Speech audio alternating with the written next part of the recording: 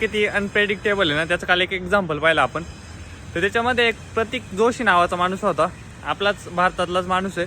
तो लंडनमध्ये software developer होता, त्याची स्वतःची कंपनी होती. त्याची बायको इकडं उदयपूरमध्ये मोठी डॉक्टर होती. आता त्याचं एक साधारण स्वप्न होतं, बाई सगळ्या फॅमिलीसोबत लंडनमध्ये राहायचं, वेल सेटल सगळं होतंच. 3 मुलं होते, बायको चांगली डॉक्टर वगैरे होती. मग भरपूर दिवसापासून त्यांचं डॉक्युमेंटेशनचं काम चालू होतं की परवानगी भेटावं लंडनमध्ये सगळ्या फॅमिलीसोबत राहायची, कारण स्वप्न आहे बाई फॅमिलीसोबत राहायचं नाही का. सो इकडून तिकडून त्याला आता मागच्या महिन्यात परवानगी भेटली. 2 दिवस झाले तेव्हा त्याच्या बायकोने राजीनामा दिला. सगळ्या फॅमिलीने बॅगे वगैरे आवरल्या, सगळे आनंदात निघाले लंडनमध्ये राहायचं स्वप्न घेऊन.